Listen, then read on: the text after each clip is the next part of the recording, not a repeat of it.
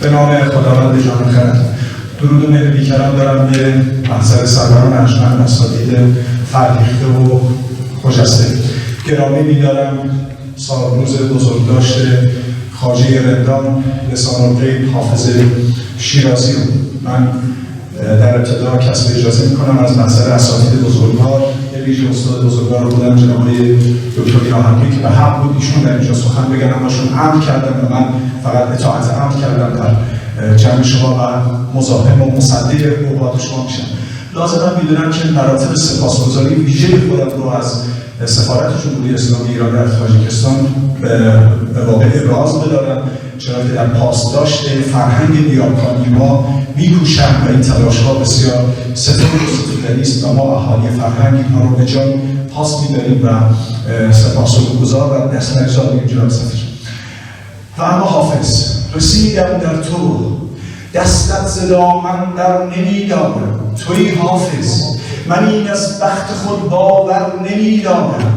می پیموده شیرازم که سر نشناسدم از پا، سری در پایت افکندم که دیگر بر نمی‌دارم. به مکتب خانه عرفان کتابت هاست اما من به جز در شعر حافظ درس عشق از بر نمی‌دارم. گرامی دارم چون جان شهریارا تربت حافظ که از حافظ کسی را من گرامی‌تر نمی‌دارم.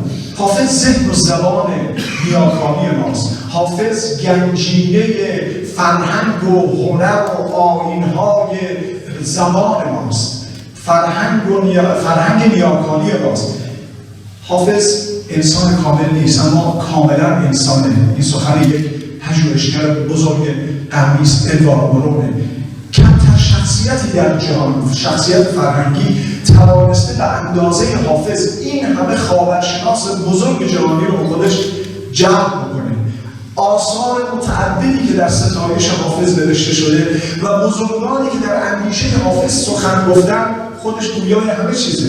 وقتی گوته یکی از بزرگترین شاعران آلمان دیوان خودش رو تقدیم به حافظ میکنه و میگه ای حافظ خود را با تو برابر نهادن جز نشان دیوانگی نیست. تو کهکشان بزرگی و من یک ستاره کوچک، تو اقیانوس بزرگی و من یک تخت قایق کوچک.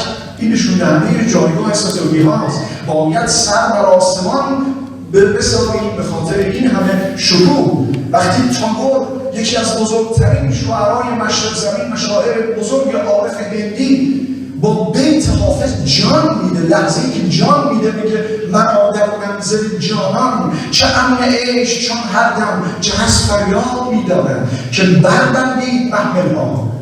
وقتی که ویکتور هوگو با اون همه عظمت و جایگاه خودش رو ریزخوار خان حافظ میدونه، حافظ رو شاعر دلها میخونه و در اول دیوان خودش شعر حافظ رو حال دل با تو گفتنم هوس است، خبر دل شنفتنم هوس است رو قرار میده. این افتخار داره و آرزو میکنه. آرزوی ویکتور هوگو میدونه چیه؟ آرزو میکنه کاش در سرزمین خسروانی ها و عباسی ها، در سرزمین نور و سرور، در میان عنبر و عود، در میان باغ‌های مصفای شیراز به دنیا می آمدن، چشم به جهان می گشودن. آرزوی ویکتور هوگو و اندیشید.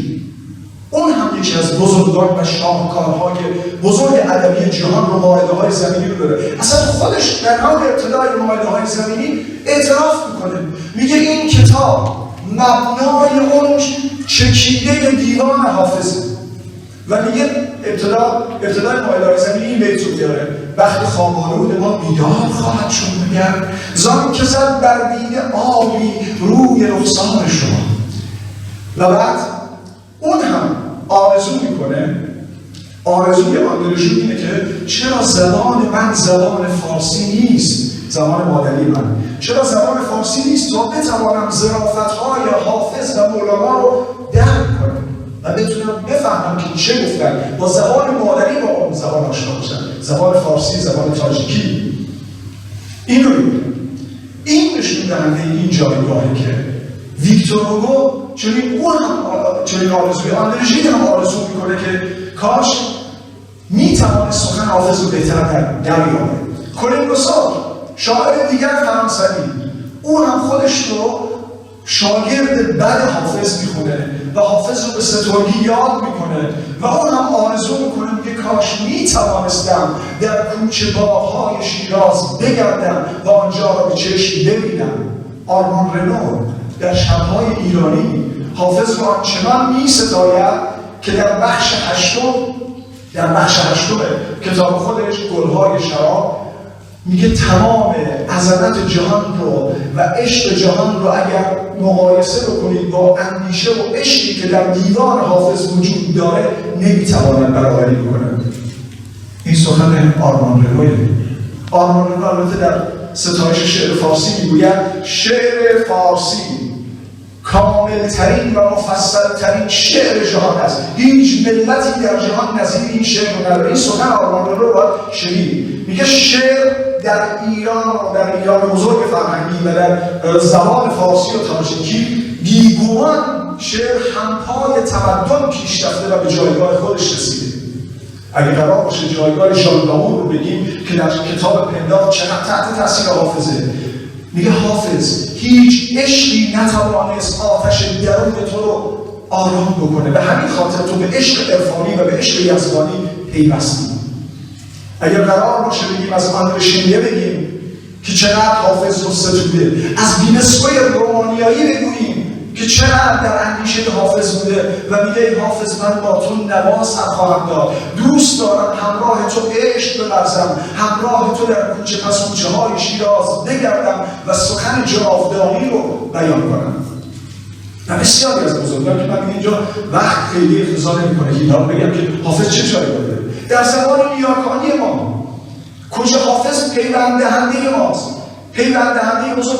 کدام شاعر توانسته اینقدر ذهن و زبان بشه؟ از همون ابتدا سخنش زبان زد و ضرب المثله که عشق آسان نمود اول ولی افتاد مشکل ها، شب تاریک و بین موج گردابی چون این حاله.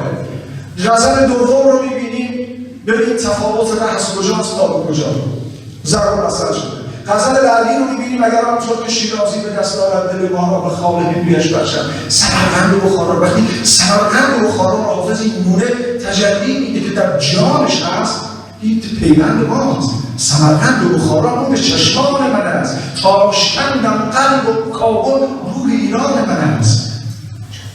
وقتی که چنین جایگاهی رو در اندیشه حافظ میبینیم، این پیوستگی ها هم میتونیم ببینیم. این پیوستگی ها رو میتوان به چشم دید و مرزهای ما مشخص است، مرزهای فرهنگی ما مشخص است. هیچ چیزی نمیتواند بین ما جدایی بیفکند، چرا که دیوان حافظ از شاهنامه هست. بانو گلرخسار اینجا هستن وقتی که سخن بانو گلرخسار شاهنامه وطن است، وطن بی‌نرگی. شاهنامه سخن است، سخن بی‌نرگی. شاهنامه روح است، به تن بی‌نرگی. شاهنامه نفس است، نفسی که از من و تو گردرونیم بمیریم. این سخن زبان زده کودکان و نوجوانان و دانشجویان و فرهنگیان ایران میشه. این سخن وقتی که پژوهش‌های استاد عبدالستار نوی‌زاده در حله محافل دانشگاهی ما سخن میگه، من توی خوشحالم که در اینجا استاد رو هم دیدم، بانو رو قبلا هم خدمتشون رسیده بودیم. این نشون دهنده اینه که هیچ جدایی نمیتونه. ما فقط همزبان نیستیم، ما همتباریم، هم ریشه‌ایم، هم خونیم. چون از نسل فریدونی، از یک ریشه یک خونیم. چون از خون سیاوشیم، جاویدان هماغوشیم. درفشکاویان با ماست، قرآبیان با ماست. عطای فضل یزدانی که با جمع و پریشانی تند با هم، تپد با هم دل تاجیک و ایرانی. به تاجیک و ایرانی محبت باد ارزانی، صداقت باد، شجاعت باد، اجابت باد ارزانی.